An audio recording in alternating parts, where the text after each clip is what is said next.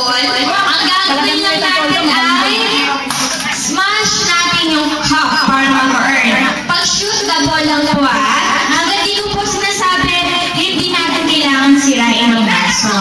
Yeah. Race to make 3.